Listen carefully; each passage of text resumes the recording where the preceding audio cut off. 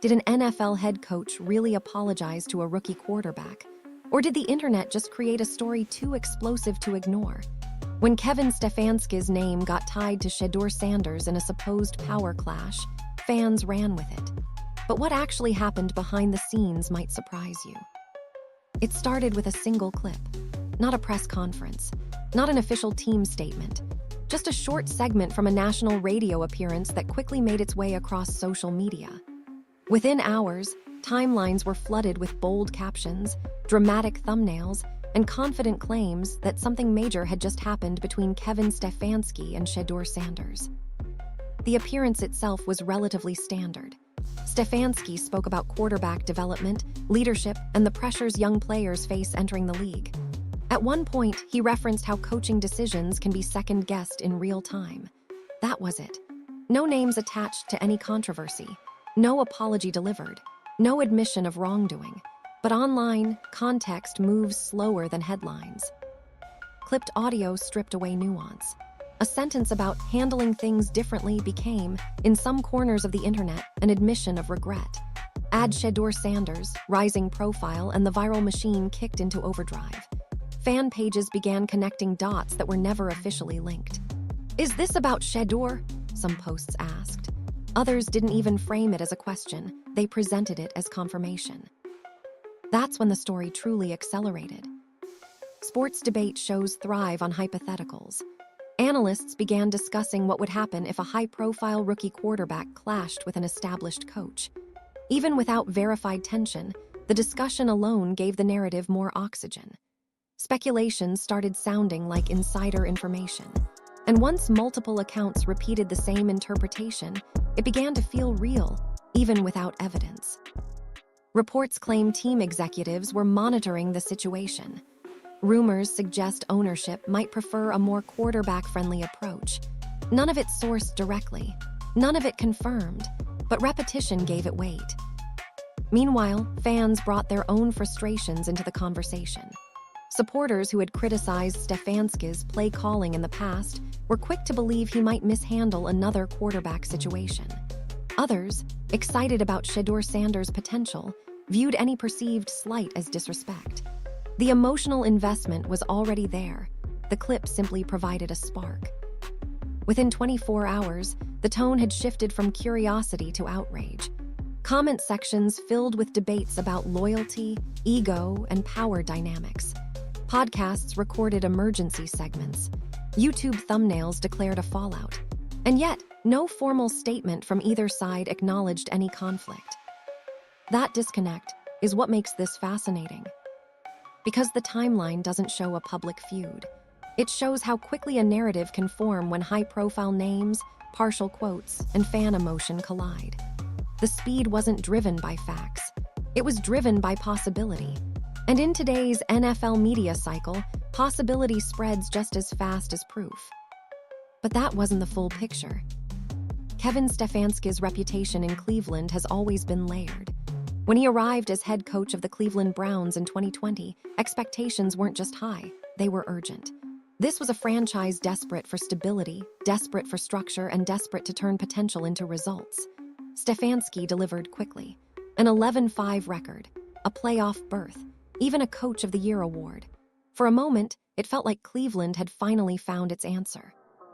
But the NFL doesn't let success breathe for long. The following seasons became complicated. Injuries piled up. Offensive consistency faded. And the quarterback carousel began spinning. From Baker Mayfield's uneven stretch to Jacoby Brissett stepping in, then the high-profile acquisition of Deshaun Watson, Stefanski was forced to constantly adjust. Some fans praised his ability to keep the team competitive despite chaos. Others questioned whether his system was too rigid for changing personnel. That's where the real debate started. Stefanski built his offense around structure, heavy play-action concepts, disciplined route timing, controlled tempo. When it worked, it looked efficient and calculated. When it didn't, it looked conservative. Critics argued he sometimes leaned too heavily on his scheme instead of adapting to the strengths of whoever was under center. Supporters pushed back, saying the constant quarterback instability made long-term rhythm nearly impossible. And perception matters in this league. In Cleveland, expectations weren't just about wins. They were about maximizing talent.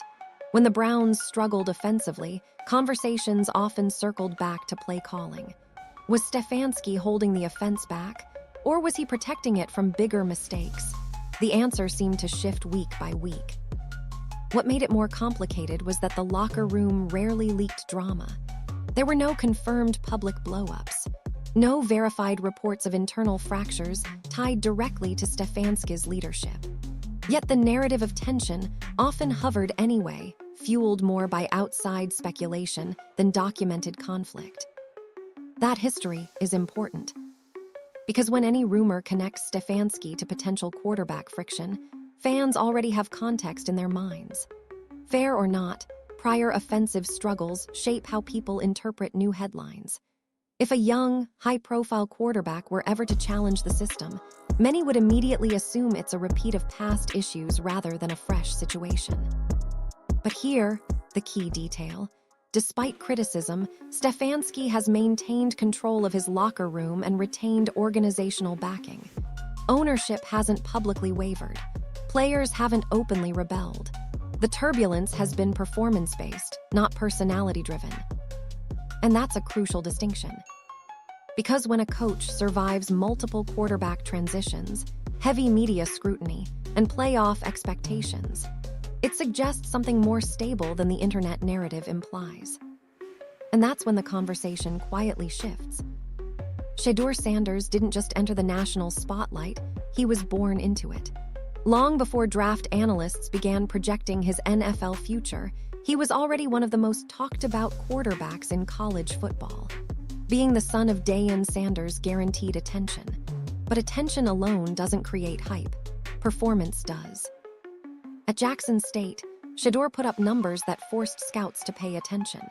Then came the move to Colorado. The debut game against TCU turned into a statement moment. Over 500 passing yards, national headlines, and social media exploding in real time. Suddenly, he wasn't just Coach Prime's son. He was a legitimate NFL prospect carrying primetime expectations every single week. And that's where things became complicated. With visibility comes scrutiny. Every touchdown was celebrated loudly. Every interception was dissected even louder. Analysts debated whether his confidence was leadership or arrogance. Some praised his poise under pressure. Others questioned how his style would translate against NFL defenses. The discussion rarely stayed neutral. It swung between extreme optimism and sharp skepticism. The nil era only amplified everything. Shedeur became more than a quarterback. He became a brand. Commercial deals, national interviews, constant camera presence. In today's landscape, marketability and performance move together. That level of exposure builds supporters fast. It also builds critics just as quickly. Some fans believe the spotlight gives him an edge. He's already comfortable under pressure. Others argue that constant media coverage can inflate expectations beyond reality. Neither side lacks conviction. Then there's the locker room narrative. Fair or not, highly visible quarterbacks are often labeled as larger than the program. Reports claim teammates respect his work ethic. Rumors suggest opposing fans view him as overly flashy. None of those perceptions are officially confirmed tensions.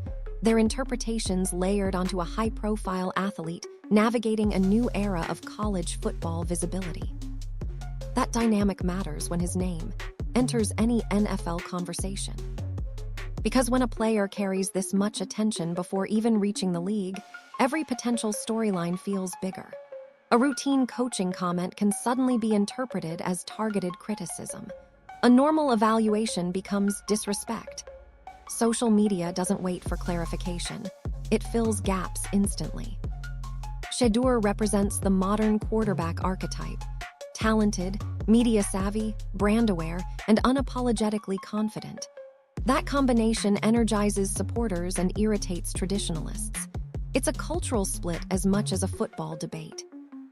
And that's why any rumor involving him travels faster than most.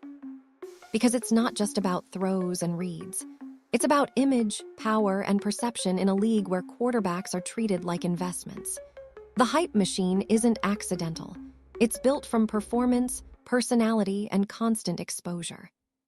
And once that machine starts rolling, slowing it down becomes nearly impossible. In the NFL, the most intense battles don't always happen on the field. Sometimes they unfold quietly inside front offices, behind closed doors, where power is measured not in touchdowns, but in contracts. And that's where the real tension between ownership and head coaches begins. On paper, a head coach runs the team. Game plans, depth charts, discipline, identity, that's their domain. But the moment a franchise invests massive money into a quarterback, the balance subtly shifts. Because quarterbacks aren't just players. They're financial assets. They're branding pillars. They're the face of billion-dollar organizations. Take the Atlanta Falcons as a hypothetical example. If ownership were to commit franchise-level money to a young quarterback, whether through draft capital or a massive extension, that decision wouldn't just be about football strategy. It would be about long-term business direction, ticket sales, national relevance, primetime exposure. Once that investment is made, protecting it becomes a priority. And that's when coaching authority can quietly narrow. Reports around the league over the years have shown that some owners prefer a more hands-on approach when it comes to quarterback decisions. Not necessarily calling plays, but influencing timelines, encouraging starts, prioritizing development over short-term caution. When millions, sometimes hundreds of millions, are committed, patience wears thin. Now imagine a scenario involving a high-profile rookie like Shedeur Sanders, a quarterback with national recognition, media buzz, and commercial appeal.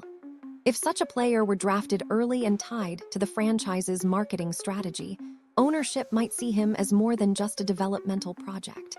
They might see him as the future face of the organization. That creates pressure. Because a coach like Kevin Stefanski, known for system structure and disciplined execution, prioritizes readiness.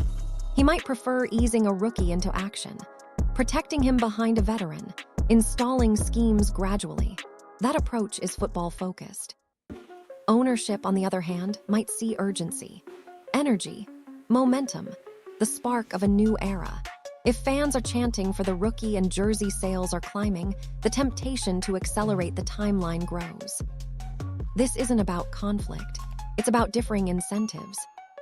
Coaches are judged weekly. Owners think in multi-year business cycles. A head coach can be fired after one disappointing season. An owner's investment remains on the books long after that. That reality naturally shifts leverage toward whoever controls the financial commitment. Some fans believe this dynamic explains why certain rookies are rushed into starting roles. Others argue it's simply competitive necessity. Either way, the pattern exists across the league. When quarterback money rises, coaching flexibility tightens. And that's why rumors of internal tension feel believable, even without proof. Because history has shown that when money, hype, and performance expectations collide, the question isn't whether pressure exists. It's who controls it. The apology narrative didn't go viral because of confirmed facts. It went viral because it fit a story people were already ready to believe. In today's NFL media cycle, speed beats verification almost every time. A short clip surfaces, a quote gets trimmed, context disappears. Within minutes, accounts begin reposting it with bold captions. By the time most viewers see it, the framing is already decided. Instead of asking what was said, the conversation becomes what it means. And that's exactly what happened here. A comment that may have been general suddenly became specific. A reflection on coaching philosophy turned into an admission of regret. Once a few large pages framed it as an apology directed at Shedeur Sanders, the algorithm did the rest. Engagement spiked. Arguments broke out. And the more people reacted, the more platforms amplified it. But there's another layer. The narrative wasn't just about one quote. It tapped into an existing storyline around Kevin Stefanski. Over the past few seasons with the Cleveland Browns, Stefanski has faced criticism about quarterback management. Fair or not, some fans have questioned his adaptability. Others have debated his offensive identity. So when a rumor suggests tension with a high-profile young quarterback, it doesn't feel random. It feels connected to past frustrations. That familiarity makes speculation easier to accept. Then there's the Shedeur factor. He isn't just another prospect. He carries celebrity visibility, brand partnerships, and constant media presence. Supporters are protective. Critics are vocal. When someone with that level of spotlight is even indirectly mentioned, reactions are immediate. Some fans believe he represents the future of quarterback empowerment. Others see him as overhyped. Either way, emotion is already attached. Emotion spreads faster than evidence. Another reason this story gained traction is the cultural shift happening in the league. Quarterbacks today hold more leverage than ever. Big contracts, social media influence, direct communication with fans. When rumors suggest a coach had to apologize to a player, it fits the larger narrative of shifting power dynamics. Whether confirmed or not, it aligns with how many people feel the NFL is evolving. And when a rumor aligns with an existing belief, it accelerates. Reports claim insiders were monitoring reactions. Rumors suggest executives weren't thrilled with how things were portrayed. None of that has been officially verified, but even the suggestion of internal discomfort keeps the conversation alive. Silence from official channels often fuels speculation instead of calming it. The real driver, though, is engagement economics. Debate generates clicks. Conflict generates views. A calm explanation rarely trends. A potential power struggle does. So even if the original comment was routine, the framing transformed it into drama. And once drama enters the timeline, it's almost impossible to contain. But here's the twist. The speed of the narrative says more about modern sports media than it does about any confirmed conflict. It shows how quickly perception can solidify without full context. It shows how existing criticism can be repurposed into new accusations. And it shows how high-profile names create instant gravity around even minor remarks. The apology story didn't need proof to spread. It needed momentum. And in today's NFL landscape, momentum is everything. When the noise settles and the headlines cool off, the real question isn't about apologies or viral clips. It's about fit. Because in the NFL, hype fades fast. Production is what survives. If Shedeur Sanders eventually steps into the league, the spotlight will follow him instantly. That part is guaranteed. Primetime cameras, debate shows, social media breakdowns after every throw. But none of that determines whether a quarterback succeeds. Structure does, development does, stability does. And that's where the conversation gets serious. Quarterback transitions fail every year, not because of talent gaps, but because of misalignment.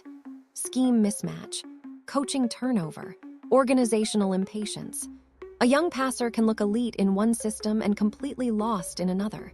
That's not narrative, that's history. The league is filled with examples of prospects who were rushed, reshaped, or miscast.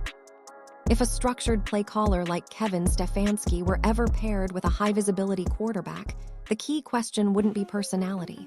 It would be philosophy. Stefanski's offenses traditionally emphasize timing, layered reads, and disciplined footwork. It's about efficiency over improvisation, controlled aggression, limiting mistakes.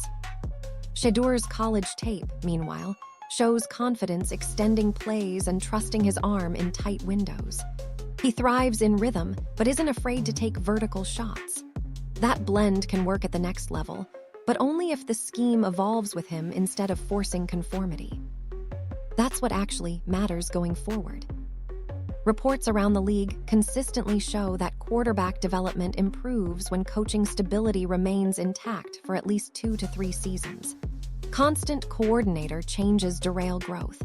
Public pressure accelerates decision-making. And once a fan base believes a rookie should start immediately, patience evaporates. Some fans believe modern quarterbacks must play early to adjust quickly. Others argue sitting behind a veteran still provides long-term benefit. The truth depends on context, roster strength, offensive line protection, defensive competitiveness.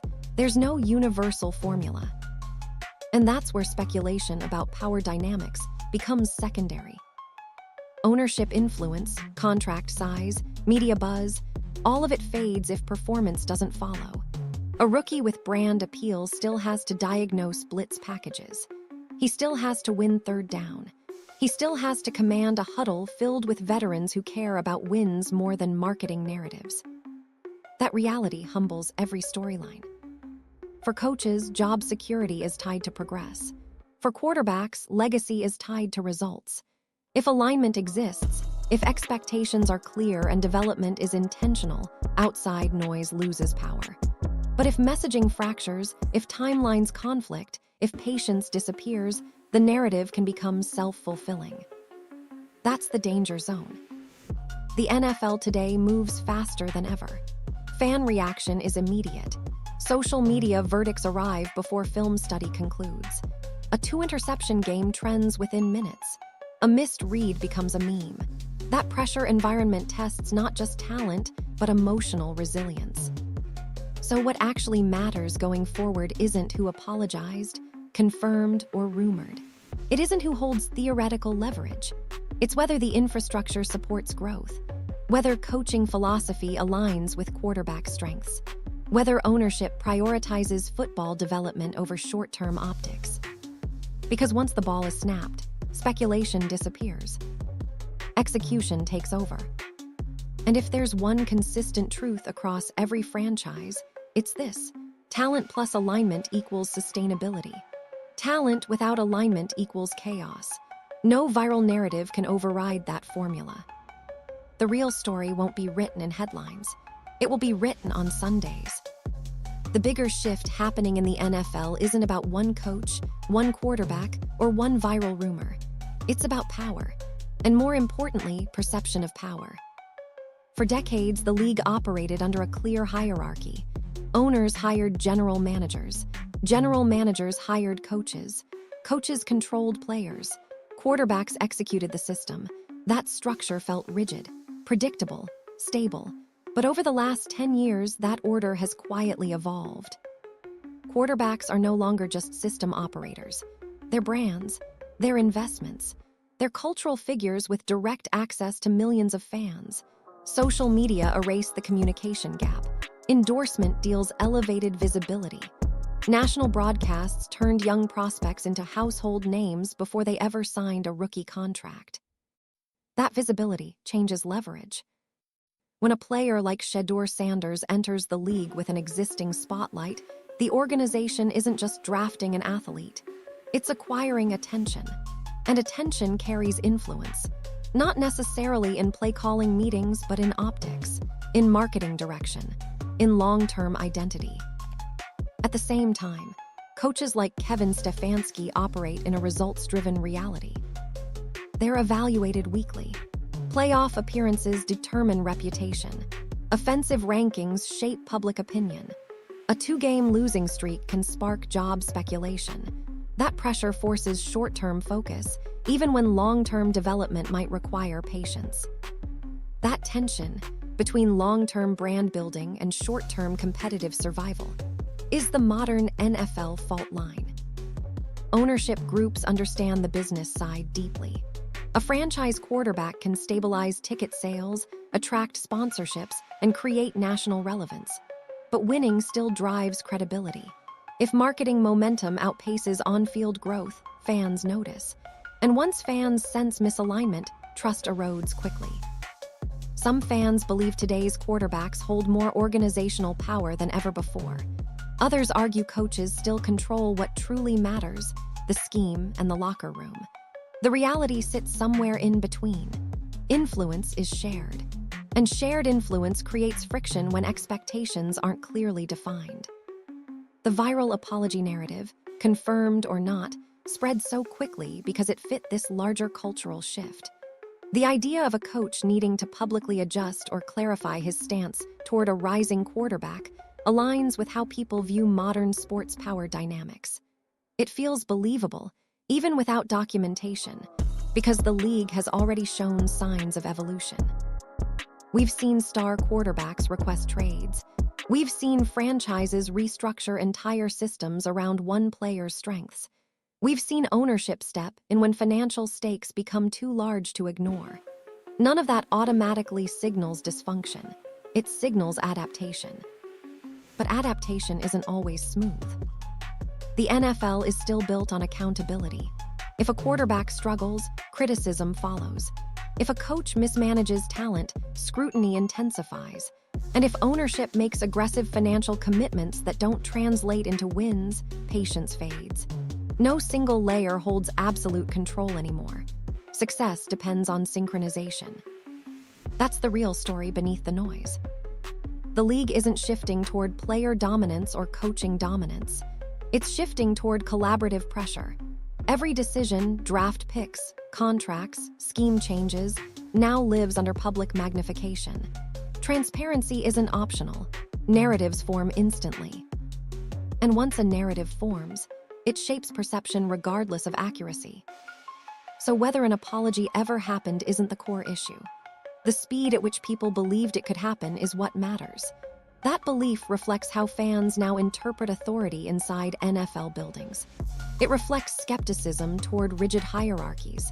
It reflects awareness that money, branding, and performance are intertwined. In this new era, reputation moves as fast as results. If alignment exists between quarterback, coach, and ownership, momentum builds in a positive direction. If messaging fractures, even slightly, speculation fills the gap. Silence no longer protects organizations. It invites interpretation. That's the bigger NFL shift. Power isn't disappearing from coaches. It isn't fully transferring to players. It's becoming fluid. And in a fluid environment, perception can be as influential as reality. Because in today's league, the story off the field often shapes the pressure on it. And that pressure never sleeps.